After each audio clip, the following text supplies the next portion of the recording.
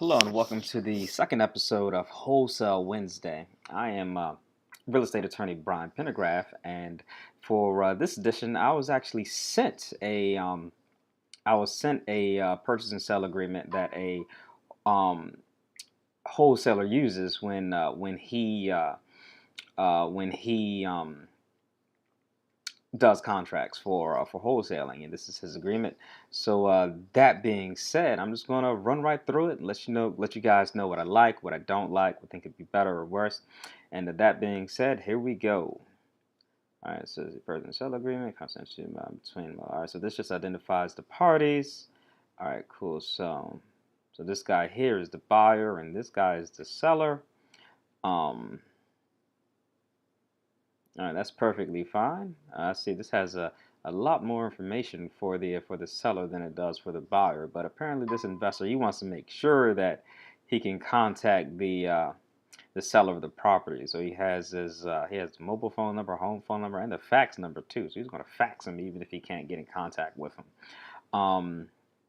Yeah, I think it's I don't know. I'll probably take fax out because I don't really like faxing much, but it's really not a big deal. All right, see property. All right, cool. The property is fine. So far everything is so far so good.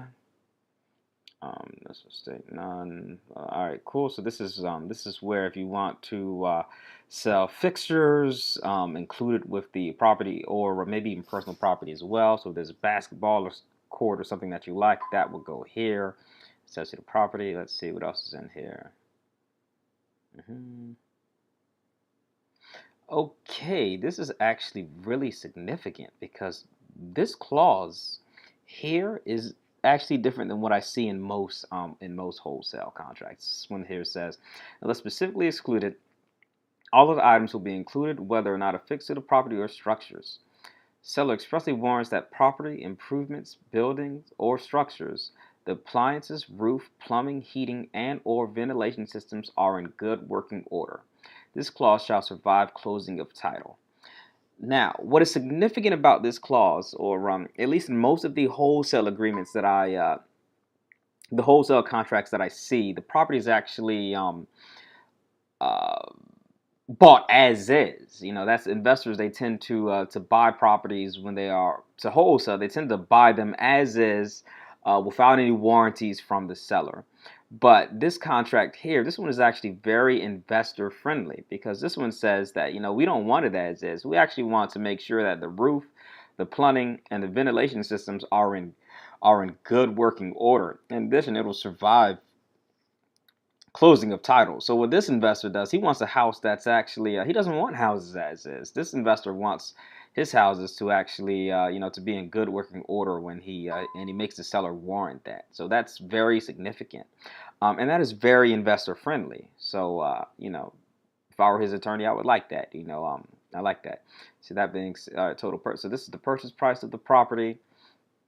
Earnest money deposit, balance due at closing. All right, cool. That's fine. That's fine. Earnest money, that's great. Earnest money just shows that there is he put some money down to show that he's committed to buy the house. That's good. Mortgage or third-party financing. Let me check this out. Agree that the buyer may acquire the mortgage loan. Buyer unless the mortgage loan subject to buyer's approval. So other than service covers. All right. So this here is all right. So this is essentially a contingency for buyer to get out. So this is buyer saying that he may need to get a mortgage, or he may need to get or third party financing in order to finance his purchase. So this is his way of saying that if he doesn't get this financing, then you see right here, he has the right to terminate the contract. So this is just another way for a wholesaler to back out of a contract and not be forced to close after signing it with the seller. So which is always good because wholesalers, if you can't find someone to wholesale the property to, then they need to be able to get out the contract. So I like that clause. Is this closing clause? This just says when closing will be held. Let me check this out. At the same time, so that's good title. Closing it shall agrees to convey title, clear title by general warranty deed for any lien judgments or any other encumbrances. Whoa. All right. So this is something that, again, this is something that I have. This is actually something that I have not seen in a a wholesaler contract. This wholesaler wants a what is called a general warranty deed. That is the absolute best type of deed you can receive for someone for a property. What a generally, what contracts they either say special warranty deed, or they'll just say warranty deed, which just like defaults the special warranty deed. A special warranty deed, which is the standard, that says that the seller did nothing to interfere with the title to the property. They But a general warranty deed says, not only did I do nothing to mess with title to this property, but the people who had title to this property before me, or who owned the property before me, that they did nothing to interfere with the deed as well, with the property rights as well. And if there's anything that if you do not receive that right, or if I am or so if anything happens, um, if anything happens and the deed is not good, then I'm on the hook for it essentially. But with a general warranty deed, is I'm on the hook for what people before me may have done. And again, it's not standard, so this is again, that's super investor friendly, because this investor is making sure that the property is his. So I like that too. Let's see. At closing, buyer shall pay. All right, so this is just closing costs. Again, this is negotiable here. This is buyer shall pay all the costs, seller shall pay none of the costs. All right, let's keep it moving. Bill of futures. All right, so he wants the house to be in broom clean condition, and he reserves the right to do a final walkthrough the day of closing. Man, so this is just so it's got to be broom clean. Uh, and he reserves the right to do a final walkthrough through the day of closing. Which is it's cool. I just think that for these particular clauses, I don't see how this would be. There's not really anything to say how this is enforced. So I mean, so what will happen if he doesn't do this final walkthrough? It doesn't say.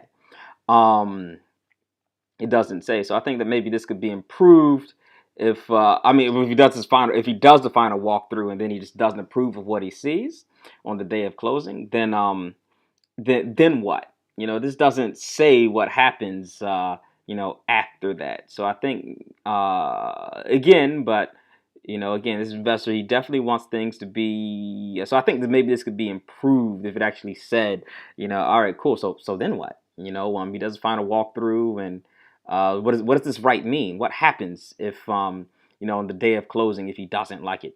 All right, so. I mean, I know what he intends for it to mean. It tends to mean like he can call the deal off, but I think maybe you should say that. Again, execution and counterparts. Da, da, da. All right, cool. So, all right, so cool. All right, this is essentially saying uh, that one person may sign one part of the contract, or someone else may sign another one. We can put the contract together, and it can still be the full contract. So I might sign it by fax, someone may sign it by email. We may put it both together, and it doesn't matter. So as long as signature's there, it's good. Let's see, inspection. All right, cool. So this is an inspection, typical inspection clause. So this is another way. This is another way for the wholesaler to back out of the contract. So if he does his inspection, doesn't like it, he can back out. See, access.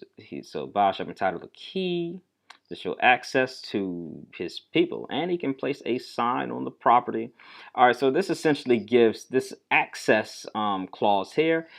This essentially gives buyer the right to, or the wholesaler the right to market the property. They can, again, they can give people they can get their buyers access to the property, and they can also put a sign on the property to sell. So that's good. That's good, because you want to be able to market a property once you get into the contract. That's what being a wholesaler is. Let's see, agency. All right, so this is just, seller saying that, all right, cool. So we don't represent you with respect to this contract. Let's see. The buyer, so they're not acting as seller's agent. And all right, so this here is not applicable. Maybe license. All right, cool. So this is just saying that we don't represent you, and this line here is not applicable because it's for this would be what a real estate salesperson or a broker would fill in, letting them know that we don't actually represent you. All right, moving on. All right, so here is a choice of venue clause. So and this is going to be under the state laws of Maryland, whose court shall have jurisdiction over legal proceedings. All right, so I think here. This could be more specific.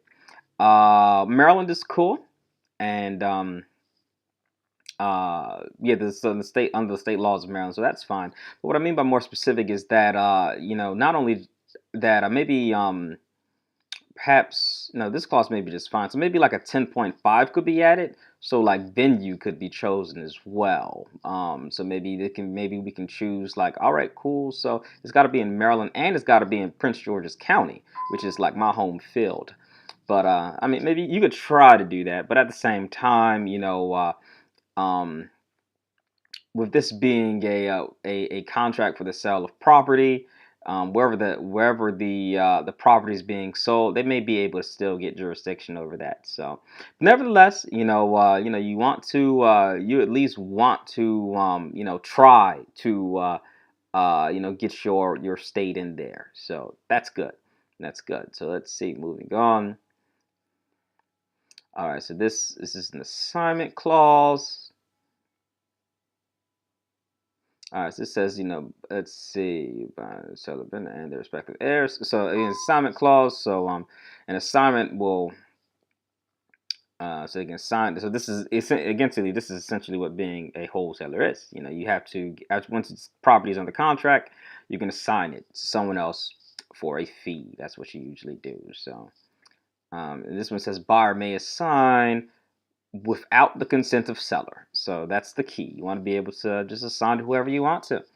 Authorization to market. Okay, so this is all right. So this the wholesaler gets the authorization to do whatever he has to do in order to market the property, and this is right here. I like this right here. Buyer intends to promptly resell property for a profit. So this is buyer saying, clearly identifying that he is a wholesaler. And this here, no oral representations or modifications clause. So this clause says that let's see, let me go through it really quickly. Let's see. All right, so this is an extra way for the wholesaler to cover himself. See right here it says seller shall write in below any representations or promises that are not set out in this contract, but that seller believes have been made by buyer or its purported agents or employees, and upon which seller is relying in making this purchase. If none, so state. So this is a and then of course the seller actually fills this in. So this is just another way for the wholesaler to have proof that he that what's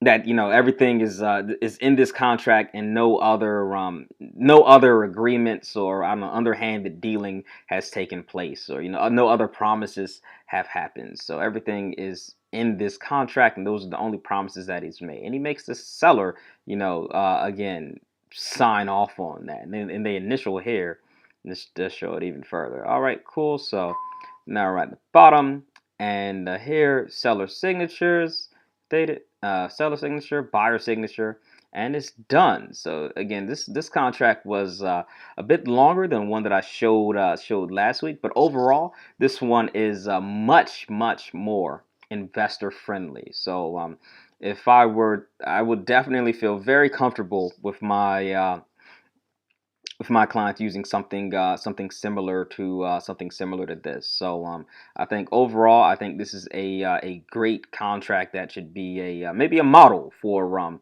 what to look for in wholesaler contracts. So anyway, so thank you for watching the second edition of Wholesale Wednesday, and take care.